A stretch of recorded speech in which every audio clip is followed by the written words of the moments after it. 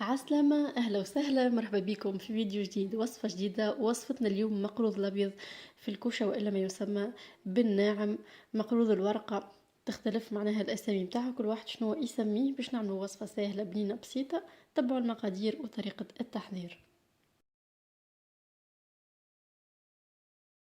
نبداو بالمكونات اللي هي سهله وبسيطه. 200 غرام زبده بدرجه حراره الغرفه.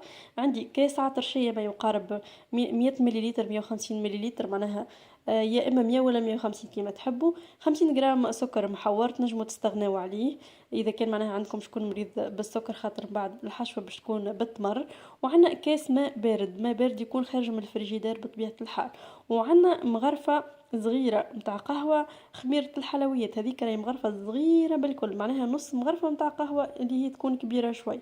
و500 غرام فرينة. لهنا باش نحط الفرينة والسكر محور على الزبدة، باش نبدا نعمل في عملية السبلاج.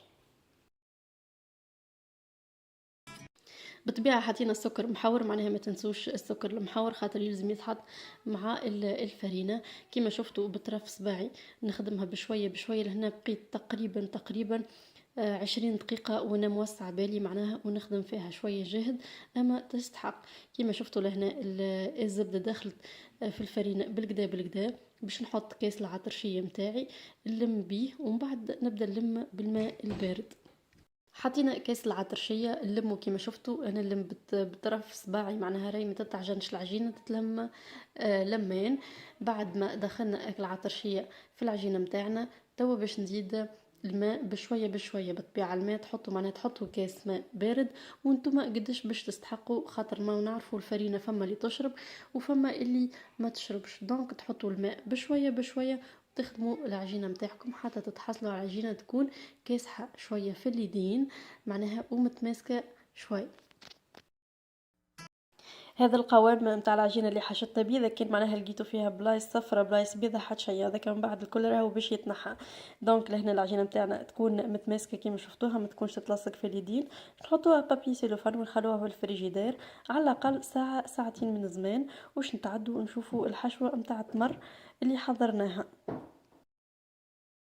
في نفس الوقت ما تنساوش الاشتراك، لي لايك ولي كومنتير، واذا كان اول مره تدخلوا قناتي ما تنساوش تفعلوا الجرس باش يوصلكم كل جديد. ومرحبا بكم الناس الكل.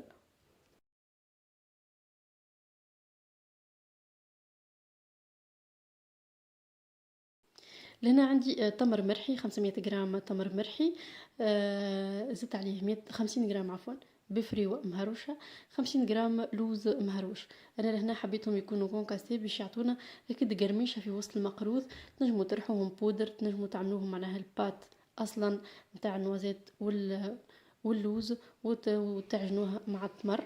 وزدت عليه شويه ماء العطرشيه وخدمته باش ولالي معناها ساهل في الخدمه كما شفتوا لهنا. باش نشكله دي بودان نغطيه ونخليه على جنب حتى لين ترتاح العجينه متاعي.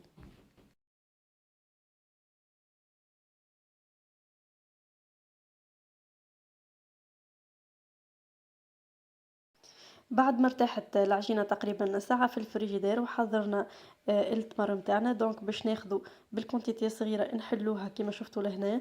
نحاولوا نعملوها كاري باش معناها نتفادوا الزوائد، وتكون رهيفه كي تحلوها معناها تشوفوا منها البلان ترافاي اللي قاعدين تخدموا عليه. نحطوا التمر متاعنا بالسكينه، نهزوا الجناب متاع العجينه متاعنا ونبدو نلفوا عنا لهنا. باش نعملوا لفتين ونص ومن بعد نقصوا ونكملوا بنفس الطريقه. كيما شفتوا لهنا الطريقه سهله وبسيطه. عملنا كيما شفتوا البودان تاعنا باش نبدو نقصوه. حجم المقروضه راهو اختياري. انا هنا قصت تقريبا بصبع يدي الكبير باش يكون معناها كعبه متوسطه الحجم، ماهيش كبيره ماهيش صغيره. باهي تنجموا تعملوه تنقشوه معناها اذا كان باش تخلوه ما هواش مشحر ما فيهاش حتى شيء تنقشوه. اذا كان باش تخلوه معناها باش تشحروه وتزينوه بالفاكهه تخلوها سامبل، ولكم الاختيار. انا لهنا باش نخليها بريسك كلها سامبل. هذه حاجة جست حبيت نوريها لكم.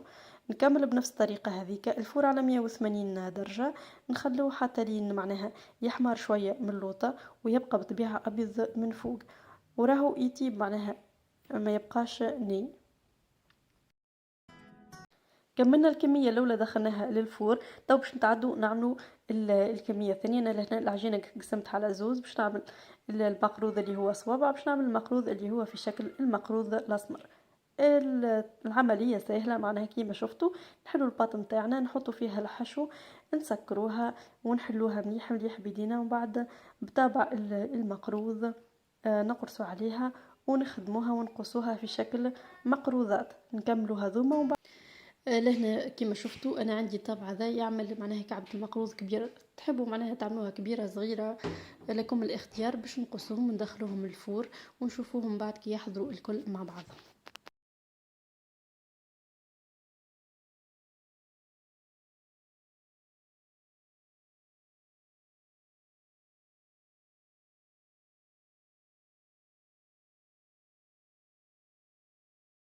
حضروا كعبة المقروض متاعي. لهنا عندي شحور اللي هو كاس سكر، كاس ماء، ونص عصرة متاع قارص. طابوا خليتهم عليها اختاروا شوية. هنا تنجموا تغطسوا المقروضة الكلها. عفوا تنجموا تعملوا كان الوجه كيف ما عملت انا. لهنا باش نحط شوية نواه دو كوكو، جلجلان شوية، معناها فصدق، مرحي، وانتم معناها راهو تزينوا كيما تحبوا، اختياري بطبيعة الحال. دونك باش نكملهم الكل كيف كيف ونشوفوهم في إصحن التقديم. كعبة المقروض متاعي حضروا. لهنا باش نوريكم الهشاشة بالحق راهو هشوش هشوش هشوش بنين، وريحة العطرشية ما نحكي لكمش، معناها فوح الدنيا. جربوها الوصفة ما تندموش، معناها حاجة بنينة برشا برشا. حسي وصفتنا لليوم وفات، ان شاء الله في وصفات اخرين وفيديوهات اخرين ان شاء الله تجربوا الوصفة وتنجحوا فيها وبسلامة.